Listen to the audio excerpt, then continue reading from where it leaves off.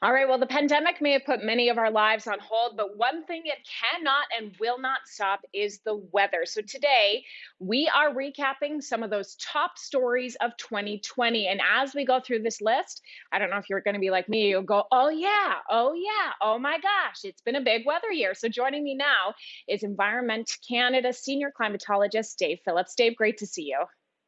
Thank you for having me aboard, Kelsey. Nice to be with you. You're right. I mean, everything was dominated by the pandemic, but hey, weather didn't take time out. I mean, there was no, it was there. And sometimes I think, Kelsey, it made it more difficult because people were struggling with, of course, the pandemic and the wild weather was there. Emergency measures, people said, well, hey, stay indoors, but then get out because of wild weather. So, hey, we're really challenging. Yeah, absolutely. We're going to start things off in January, going all the way back to the beginning of the year with Snowmageddon hitting St. John's, Newfoundland. Now, St. John's often gets snow, so why was this notable? Well, it was the amount of snow, Kelsey. I mean, my gosh, this weather bomb from the United States dumped 75 to 90 centimeters of snow in one day. 18 of those hours of the 24 were blizzard. You couldn't see the hood ornament on your car. What made it worse, though, Kelsey, was that were hurricane force winds that just blew the snow around. It was the city was entombed in snow. And at the same time, before the first flakes fell, I mean, my gosh, there was 40 centimeters of snow sitting on the ground. And they even called out the army and declared a state of emergency, the first in 36 years. So you know things were pretty bad in one of the snowiest cities in Canada, but it really brought to the St. Johners to their knees. Dave, we're going to move to the other type of weather, hot summer, and that was in central and eastern Canada. Tell me about this one. Well, it was, it sort of came, it was a little bit, we had a cold spring. And so we went really, Kelsey, from slush to sweat. And on that long weekend in May or shortly after it, it turned hot and stayed hot right through to Labor Day. I mean, just give you one number that just blew me out of the water, 36.6 degrees in Montreal on May 27th. In 150 years of record, they've never had a warmer May, June, or July than that particular day. It was hot right from the get-go, and again, made things difficult because in people couldn't find comfort in theaters and shopping centers because they either shuttered down or had restricted hours. So hey, it was a challenge, but it was certainly a hot one in the east.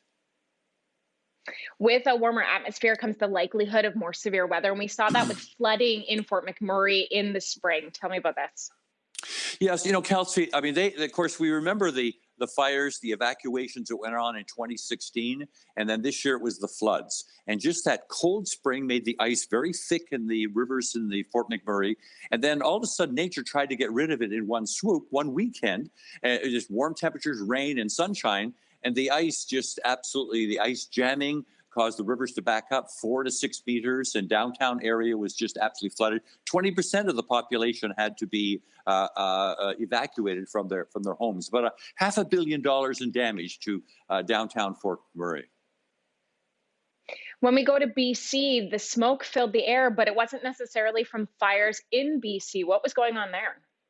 Well, Kelsey, you're right. I mean, we had a very quiet forest fire season in Canada this year, but it was actually imported smoke from record fires in California, Idaho, Washington State, and Oregon that came northward. And these smoke from these fires were from fires from the south were just absolutely very unhealthy. It created almost dropped temperatures 8 to 10 degrees in parts of Western Canada. And hey, that blood red sun was beautiful at times, but boy, that air for 10 days or more was just hard to taste and smell and choke. I mean, people in British Columbia were smelling some of the dirtiest air in the world at that particular time. Dave, your top weather pick for this year was the $1 billion hailstorm in Calgary. The pictures are devastating. My friends and family went through this. Give us the details. Well, Kelsey, it's hard to write a top 10 story without mentioning Calgary. They've had so much in and they've had multi-million-dollar hailers. This was the biggest one. This was the most expensive hailstorm in Canadian history. And it was just the northeastern suburbs and neighborhoods of Calgary. But that hail came down with winds that were just pushed it and houses shook. I mean, backyard gardens were flattened, trees were denuded, and every window in town.